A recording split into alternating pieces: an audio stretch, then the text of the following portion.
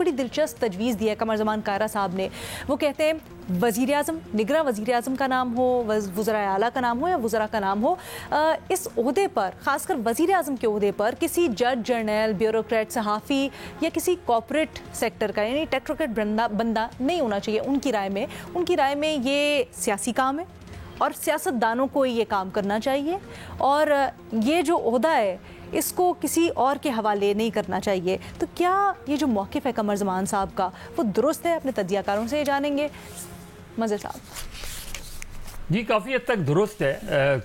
صرف ایک کرائیٹیریا ہونا چاہیے کہ مین آف انٹیگریٹی ہو، اکراس دا بورڈ ہو، کسی کے ساتھ اس کی اس طرح کی ایفیلیشن نہ ہو جو پارٹیز جو ہے الیکشنز میں پارٹیسپیٹ کر رہی ہیں، اور اس کا کنڈکٹ بتائے گا آپ کو کہ وہ ہو. تو کوئی ہارڈ اینڈ فاسٹ رول نہیں ہے، لیکن بہتر ہے کہ اگر کیئر ٹیکر گورنمنٹ جس کا سوللی کام الیکشنز کرانا ہے، الیکشن کرانا ہی ہونا چاہیے، وہ اگر پولیٹیکل کوئی ایکسپیرینس پولیٹیشین ہو تو اس میں کوئی حرج نہیں. لیکن سلیم صافی صاحب، اگر کوئی پولیٹیکل شخصیت ہو تو ٹلٹ کا تاثر نہیں جائے گا؟ دیکھیں، یہ مظہر صاحب نے بڑے پتے کی بات کہہ دی کہ وہ بندہ جو ہے نا کوئی انٹیگریٹی والا بندہ ہونا چاہیے. ہم نے ججوں کو بھی آزما لیا ہے، ہم نے جرنلسٹوں کو بھی آزما لیا ہے، ہم نے سیاستدانوں کو بھی آزما لیا ہے، ہم نے دیگر طبقات کو بھی آزما لیا ہے. جب ان میں کڑے ہونے کی سکت نہیں ہوتی، جب ان کا ضمیر زندہ نہیں ہوتا تو وہ ٹیشو پیپر کی طرح استعمال ہو جاتا ہے. اور یہ لوگ ان سب خود نے کیا ہے.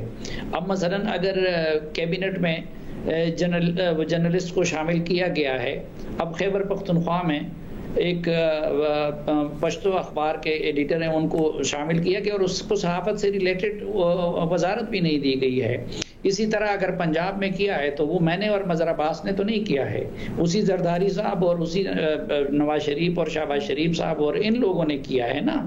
تو اصل بات وہی ہے کہ بندہ وہ انٹیگریٹی والا ہونا چاہیے، بے شک اس کا تعلق کسی بھی طبقے سے ہو. ہم نے اس ملک میں اگر ججز ہیں تو اس میں بھی بڑے ایسے لوگ دیکھے ہوئے ہیں کہ جو ٹیشو پیپر کی طرح استعمال ہوتے ہیں. ہم نے سیاستدان بھی ایسے دیکھے ہیں جو ٹیشو پیپر کی طرح استعمال ہوتے ہیں. تو اصل چیز یہی ہے کہ بندہ ایسا ہونا چاہیے کہ جو انٹیگریٹی والا ہو، جو کڑا ہو سکے. اب مثلا ہمارے خیبر پختونخوا میں ہم نے انتہائی شریف اور بڑا تجربہ کار بیوروکریٹ ہے، بڑا عمر رسیدہ ہے، لیکن آپ دیکھ رہے ہیں کہ خود ان کے اتحادی گواہی دے رہے ہیں کہ جی وہ عملاً حکومت تو گورنر صاحب چلا رہے ہیں اور باقی لوگ چلا رہے ہیں. اور میں کسی بھی صورت، کسی بھی پیمانے پر خیبر پختونخوا میں اس وقت قائم حکومت کو آپ غیر جانبدار حکومت نہیں کہہ سکتے. اور میں پی ٹی آئی کا ناقد ہونے کے باوجود یہ کہہ رہا ہوں کہ آپ ان سے غیر جانبدارانہ اور منصفانہ الیکشن کرانے کی توقع نہیں کر سکتے. اس لیے جرنلسٹ کو تو بالکل بھی نہیں ہونا چاہیے، نہ کابینہ میں ہونا چاہیے، نہ اس کا کام نہیں ہے، جرنلسٹ کا کام نہیں ہے یہ.